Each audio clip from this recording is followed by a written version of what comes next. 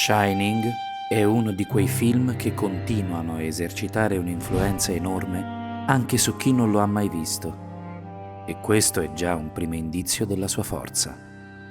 Uscito nel 1980 e diretto da Stanley Kubrick, racconta una storia apparentemente semplice. Jack Torrance accetta un lavoro come custode invernale nell'Overlook Hotel, un enorme albergo isolato fra le montagne del Colorado, dove si trasferisce con la moglie Wendy e il figlio Danny. Durante l'inverno, lontano dal resto del mondo, qualcosa inizia lentamente a incrinarsi. Jack perde lucidità, l'hotel sembra animarsi di presenze inquietanti e Danny, dotato di una sensibilità speciale chiamata luccicanza, percepisce eventi e immagini che nessun altro riesce a vedere. Se ci fermassimo qui, Shining potrebbe sembrare semplicemente la storia di un uomo che impazzisce in un luogo isolato, ma il motivo per cui il film continua a essere discusso è che Kubrick costruisce il racconto in modo da insinuare costantemente il dubbio. Ciò che vediamo è reale, immaginato oppure qualcosa di intermedio? Il cuore di questo meccanismo è l'Overlook Hotel. L'idea del romanzo originale nacque quando Stephen King soggiornò in un albergo quasi deserto alla vigilia della chiusura stagionale e quella sensazione di spazio vuoto, silenzioso e carico di memoria, viene portata all'estremo nel film. L'Overlook non è solo un'ambientazione, ma un luogo che sembra trattenere le tracce del proprio passato, come se gli eventi violenti avvenuti fra le sue mura avessero lasciato un eco persistente. Il film suggerisce più volte che l'hotel abbia una sorta di volontà o quantomeno un'influenza psicologica su chi lo abita troppo a lungo, e questa ambiguità è fondamentale. Non ci viene mai detto apertamente se l'Overlook sia davvero vivo o se stia semplicemente amplificando fragilità già presenti nei personaggi. Questa incertezza attraversa tutta la storia, fino all'immagine finale, in cui una vecchia fotografia colloca Jack in un passato che non dovrebbe appartenergli, lasciandoci con una domanda disturbante. Jack è stato assorbito dall'hotel o è sempre stato parte di quel luogo? Kubrick non offre risposte definitive, ma costruisce il film come un'esperienza più che come un enigma da risolvere, e per farlo utilizza anche il linguaggio della regia. La macchina da presa segue i personaggi nei corridoi con movimenti fluidi e continui, come se qualcosa li stesse osservando o accompagnando, e questo crea nello spettatore una sensazione di presenza costante. A rendere il tutto ancora più destabilizzante è il modo in cui lo spazio dell'hotel sembra non obbedire a una logica coerente. Corridoi che non portano da nessuna parte, finestre che si affacciano su punti impossibili, ambienti che sembrano cambiare posizione. Anche senza rendersene conto, chi guarda percepisce che c'è qualcosa che non torna. E questa discrepanza sottile contribuisce al senso di inquietudine generale. Shining funziona proprio così. Non spaventa solo per ciò che mostra, ma per ciò che suggerisce, per le domande che lascia aperte e per quella sensazione persistente che dentro l'Overlook Hotel le regole normali della realtà non valgano più. La scena dell'orso è uno dei momenti più disturbanti di Shining, perché lavora tutta per allusione e non per esposizione diretta, ed è proprio questo a renderla così potente.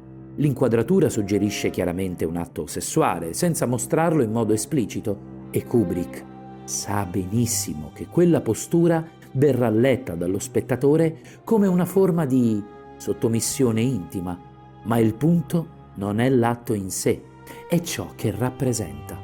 L'orso indossa un costume che richiama l'universo infantile di Danny, qualcosa che dovrebbe essere innocuo e rassicurante, e che invece viene contaminato da un'immagine di vergogna e violenza simbolica. Da qui nasce l'interpretazione più estrema, secondo cui la scena alluderebbe a un abuso subito dal bambino all'interno della famiglia, un'ombra che spiegherebbe alcuni suoi comportamenti e il suo terrore silenzioso. Tuttavia, Kubrick non costruisce mai il film per confermare apertamente questa accusa. Non ci sono prove narrative dirette, né una continuità tematica che inchiodi Jack a quel crimine specifico. Piuttosto, la scena funziona come una rivelazione improvvisa di un orrore più ampio, qualcosa che l'Overlook custodisce e moltiplica, un archivio di violenze indicibili che attraversano il tempo. In questo senso, l'orso non è la confessione di un singolo atto, ma il simbolo di un abuso sistemico, storico, sommerso, che emerge solo per frammenti e che non può essere detto apertamente. Kubrick non ci chiede di capire esattamente cosa sia successo, ma ci costringe a sentire che qualcosa di profondamente sbagliato c'è sempre stato e che ora è impossibile ignorarlo. È un trauma visivo, non una spiegazione, ed è proprio per questo che resta addosso molto dopo la fine del film. Continuando su questa idea dell'Overlook come luogo che altera la percezione, c'è un altro elemento che contribuisce in modo decisivo al disagio del film, ed è qualcosa che, paradossalmente, spesso non si nota subito. Shining è un horror luminosissimo. La maggior parte delle scene è inondata di luce naturale o artificiale. Gli ambienti sono chiari, ordinati, quasi accoglienti. E proprio per questo l'inquietudine risulta innaturale.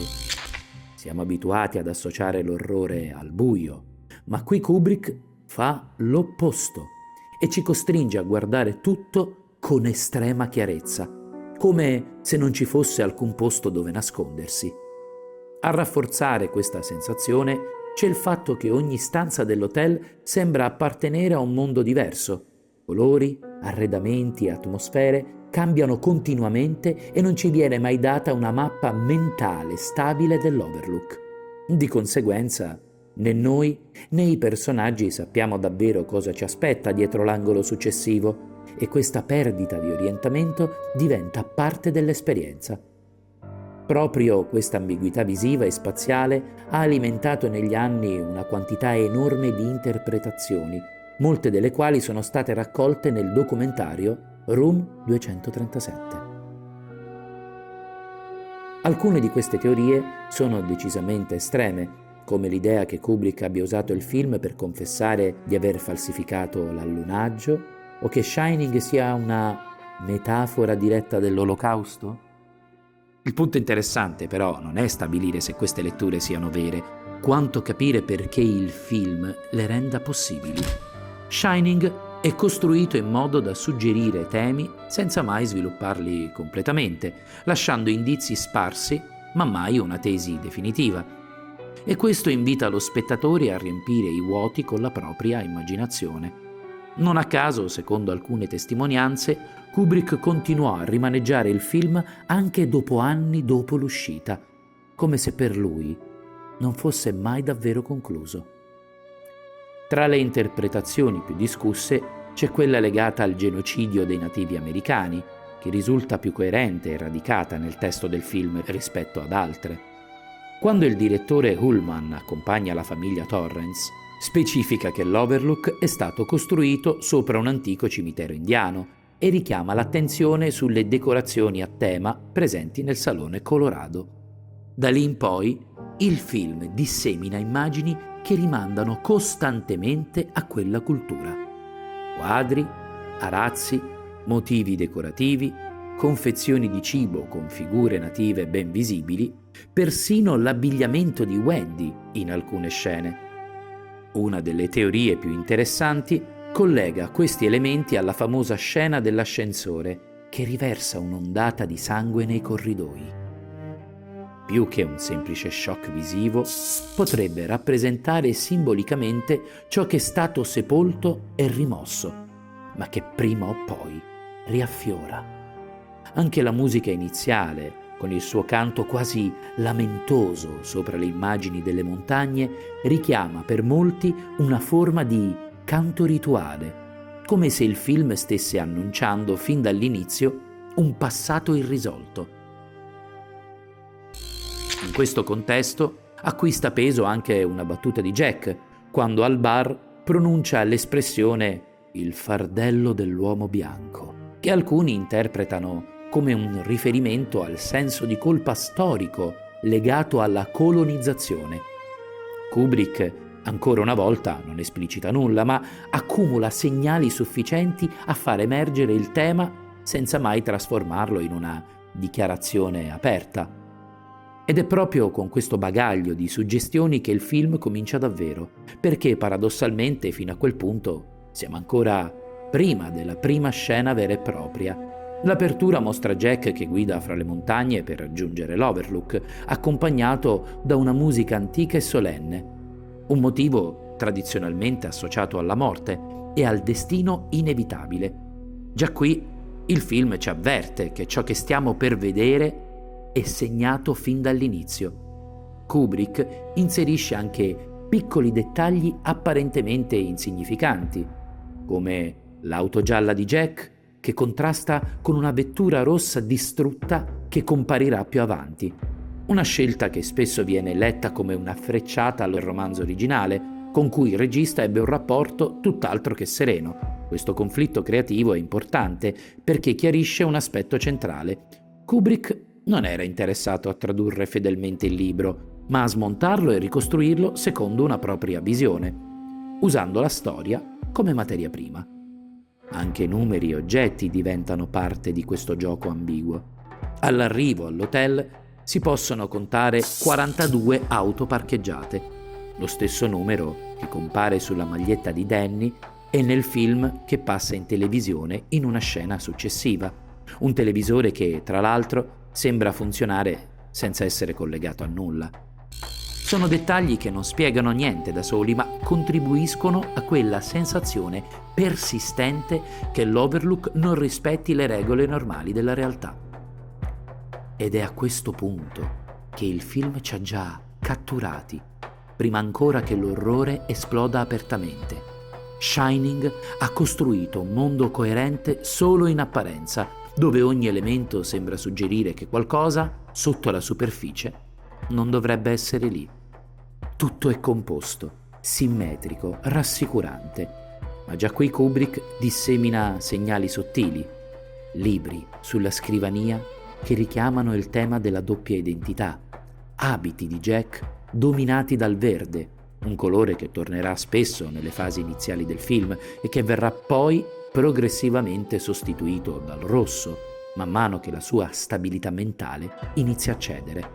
Non è un cambiamento improvviso, ma graduale, come se il film stesse tracciando visivamente una trasformazione interna prima ancora che narrativa. Quando conosciamo Wendy e Danny, il film continua a lavorare per anticipazione.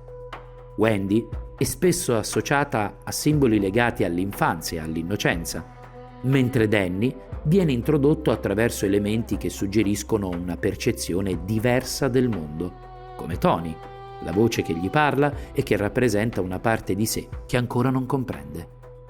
Anche qui Kubrick evita spiegazioni dirette. Non ci viene detto cosa sia Tony, ma ci viene mostrato come agisca, come se il film ci chiedesse di accettare l'esperienza prima di capirla. Subito dopo il colloquio, una scena apparentemente innocua diventa un primo vero presagio. Danny nel bagno, chino davanti alla vasca con la tenda chiusa. È un'immagine che non spaventa di per sé, ma che prepara inconsciamente a ciò che accadrà più avanti nella stanza 237, stabilendo un collegamento visivo che il cervello registra anche se non lo razionalizza. Kubrick lavora così per tutto il film, creando echi interni che tornano trasformati. Lo stesso vale per il tema del doppio, che emerge in modo sempre più chiaro. Gli specchi sono ovunque, le inquadrature sono spesso simmetriche e ogni evento sembra avere una controparte.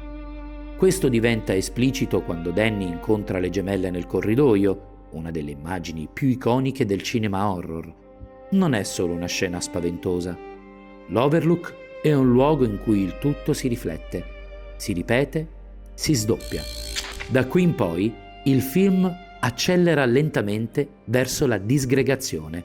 L'arrivo definitivo della famiglia all'hotel segna il passaggio da un mondo ancora collegato all'esterno a uno chiuso, autosufficiente, dove il tempo inizia a perdere significato.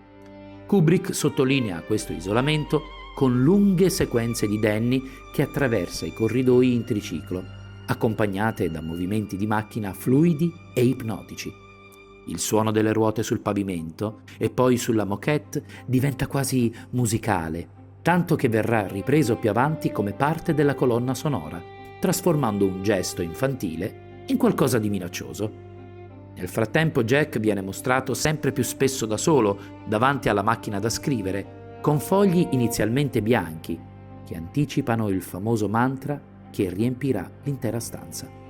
Anche qui Kubrick non ha bisogno di dirci che qualcosa non va, ce lo fa sentire attraverso la ripetizione ossessiva, il vuoto creativo, il silenzio che circonda il personaggio.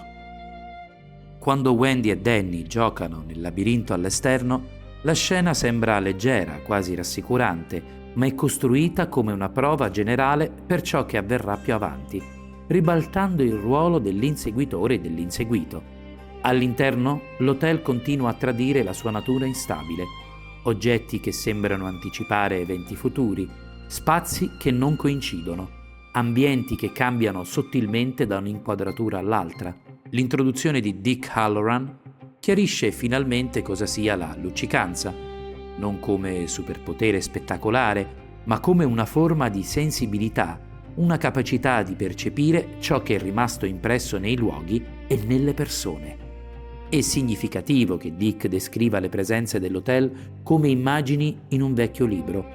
Non possono fare del male direttamente, ma possono influenzare, suggerire, spingere. Ed è proprio questo che rende Jack centrale nella dinamica dell'Overlook. Non come vittima passiva, ma come anello debole, il punto attraverso cui l'hotel può agire. Da qui in poi il film entra nella sua fase più tesa, con l'isolamento che diventa totale, le comunicazioni interrotte e la mente di Jack che si frammenta sempre di più. La comparsa del bar, della sala d'oro e del barista Lloyd segna un punto di non ritorno.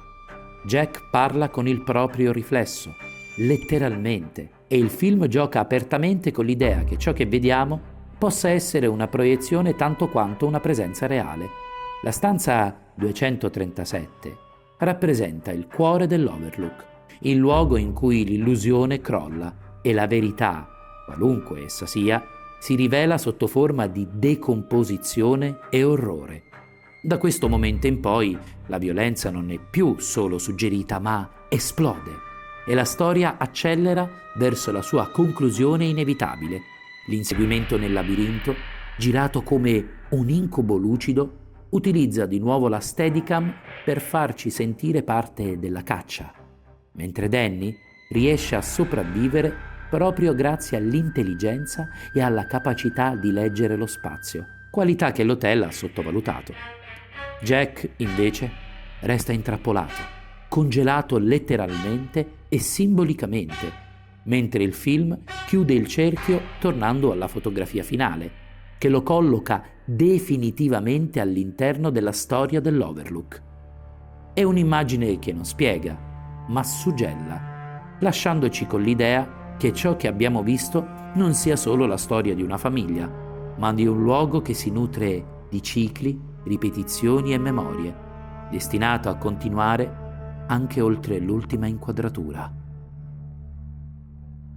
In conclusione, Shining non parla davvero di fantasmi, né di follia improvvisa, e nemmeno di un hotel maledetto nel senso classico del termine. Filosoficamente, il film mette in scena una visione del tempo e della violenza radicalmente antirassicurante. Il male non nasce, si eredita, si accumula, si ripete. Non c'è una frattura netta fra passato e presente, perché ciò che è stato continua ad agire, anche quando fingiamo di averlo sepolto. L'Overlook diventa così un modello del mondo umano, un luogo in cui la civiltà si costruisce sopra strati di rimozione, colpa e negazione, e in cui ogni tentativo di ripartire da zero è destinato a fallire. L'individuo non è mai completamente libero, ma nemmeno totalmente innocente. È un anello di una catena più lunga, che può scegliere se interrompere o continuare. Shining, quindi, è un film sulla responsabilità, sull'illusione del controllo e sulla fragilità dell'identità, che può dissolversi quando smettiamo di riconoscere il peso della storia che ci portiamo dentro. E la domanda che lascia sospesa non è cosa sia successo in quell'hotel, ma se davvero esista un posto, nella vita o nella memoria, in cui il passato smetta di bussare alla porta. Beyond Hall.